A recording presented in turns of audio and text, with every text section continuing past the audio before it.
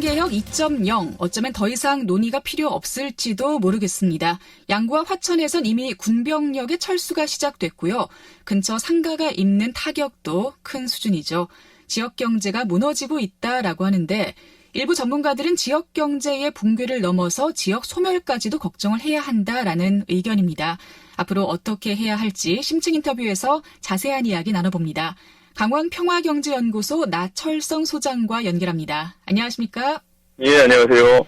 네, 국방개혁 2.0, 특히 병력 감축은 이제 막을 수 없는 시대의 흐름인 것 같습니다. 어떻게 생각을 좀 하시나요?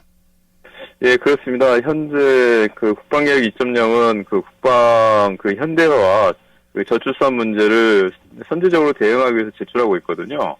그런데 지금 국방개혁 내용들을 보면은 얼마 전에 사우디에서 드론으로 해서 정유시설 폭파되지 않았습니까? 네. 이런 것처럼 국방 기술이 과학화되고 그러면서 한편으로는 현재 20세 이상의 남성 국방에 가능한 인력이 한 35만 명 되는데요. 2017년 현재 2022년이 되면 불과 5년밖에 안 되는데 25만 명으로 줄어들게 됩니다. 네. 그렇기 때문에 이러한 내용들 또 한편으로는 한반도 평화문도가 구축이 되면서 선제적으로 대응하기 위해서 전반적인 계획을 추진하고 있기 때문에 이것들을 역류하는 것들은 좀 어렵지 않을까 이렇게 판단이 됩니다. 네, 흐름을 거스를 수는 없겠지만 그래도 병력 감축이 시작된 양구와 화천은 벌써 영향을 많이 받고 있잖아요.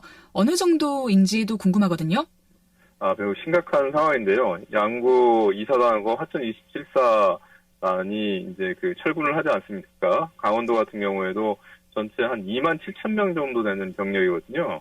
상당히 많은 병력인데요. 네. 화천 27사 같은 경우는 사탄리 일대에 한 7,700명 정도의 군 장병과 군 간부가 현재 주둔하고 있거든요. 근데 여기서 군 속 같은 경우에는 군 가족까지 합쳐서 주소지가 있는 게 한 4,000명 정도 되는데요. 사창리 일대의 전체 주민수의 한 반절 이상이 빠져나가는 거거든요. 아, 절반 이상이요? 예, 실제 지역 경제가 막대한 타격을 입고 또한 주목해서 봐야 될 점은 지역의 상가뿐만 아니라 이 강원도 전체 농축산물이 군납하는 게 연간 한 1,800억 정도가 되거든요. 네. 어마어마한 숫자인데요. 이 철원 같은 경우는 연간 100억, 그다음 화천 같은 경우에도 연간 80억이 넘어가는데요. 삼척 같은 경우에도 군병력이 있지 않습니까? 네네. 23사단이 있는데요. 여기 같은 경우에는 전체 납품액의 70%가 지역 농산물로 구축이 되어 있기 때문에 지역 군대가 떠난다라고 하는 것들은 단순하게 군병력의 소비가 감소한다는 것뿐만 아니라 지역 농축산, 수산물까지 기반 자체가 붕괴할 위험에 처한다라고 하는 것에 주목해서 좀 봐야 될 것 같습니다. 그렇군요. 강원도 의회에서는 폐광 지역처럼 특별법을 제정해야 한다라고 주장을 하고 있는데요. 접경 지역에 폐광 지역처럼 카지노를 만드는 건 좀 힘들 것 같은데 어떤 방법들이 있을까요? 지금 대안과 관련돼서 백과장명식으로 좀 나오고 있거든요. 화천군수 같은 경우에는 지난주에 강원도촌 이전을 현재 이전하는 사단 부지를 통으로 내놓을 테니 이쪽으로 좀 와달라라고 하는 요구를 하기도 했고요. 양구 같은 경우에 현재 태백에서 이 교정시설을 유치를 하려고 하지 않습니까?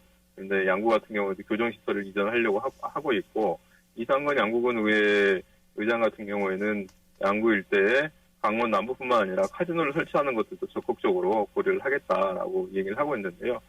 또 한편으로는 지금 공공기관 이전 2.0이 준비되고 있지 않습니까? 네. 양구 일대도 화천 일대, 북부 일대에 공공기관 이전이랄지 아니면 군납 관련된 군수공장을 유지하겠다라고 하는 다양한 공약을 내놓고는 있는데요. 이 부분들이 말 그대로 아이디어 수준이기 때문에 현실화되기 위해서는 막대한 행정력과 주민들의 일치된 단결된 어떤 힘을 바탕으로 해서 중앙정부로부터 협약을 끌어내지 않는 한은 쉬운 부분들은 아니다라고 이렇게 진단이 되고 있습니다. 그렇군요. 앞으로 좀 갈 길이 멀다라는 말씀이신데요.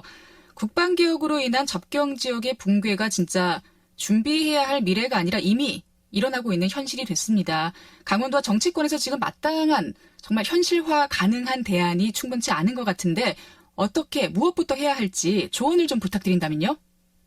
가장 중요한 부분들은 이 문제에 대해서 강원도의 정치력이 너무 미세하다라고 하는 부분들입니다. 네. 접경 지역을 전체를 합친다고 하더라도 국회의원 2명 정도밖에 되지가 않거든요. 그렇기 때문에 내일부터 국정감사가 시작되고 있는데요. 이 문제가 전면적으로 제기가 돼야 되는데 아직 문제가 해결되지 않고 있는 상황들이고, 중요한 것들은 주민들이 요구하는 것처럼 되려면 적어도 강원 남부의 폐광지역 특별법처럼 폐특법 정도의 수준이 나와야 되는데요. 폐특법은 그냥 되는 것들이 아니지 않습니까? 당시 상황을 보자고 한다면 학부모들은 등교 공부를 하고 상가든 철시를 하고 전 국민이 나서서 함께 싸웠던 그 결과물들이 폐광지역 특별법으로 나서지 않았습니까? 네. 이런 상황에서 약간의 지역의 이해관계도 다르고 이 현재 부분들을 단체장들이 나서다 보니까 민 같은 경우에는 적극적으로 함께하지 못하고 있는 부분들이 있는데요. 가장 중요한 것은 먼저 민관 군이 함께 나서가지고 국민들이 함께 나서서 이 문제를 어떻게 해결할 것인가라고 하는 총의를 모으고, 가장 중요한 이 특별법 안에 네. 기간 60년 동안 피해를 받아왔던 우리 주민들의 있어서 직접 대책을 어떻게 놓을지 대책안이 담겨 있는 게 가장 중요할 것 같습니다. 알겠습니다. 자, 오늘 이야기 강원평화경제연구소 나철성 소장과 함께했습니다. 고맙습니다. 예, 감사합니다. 네, 10월 1일 라디오 동서남북 오늘 순서 여기서 마치겠습니다. 함께해 주신 여러분 고맙습니다.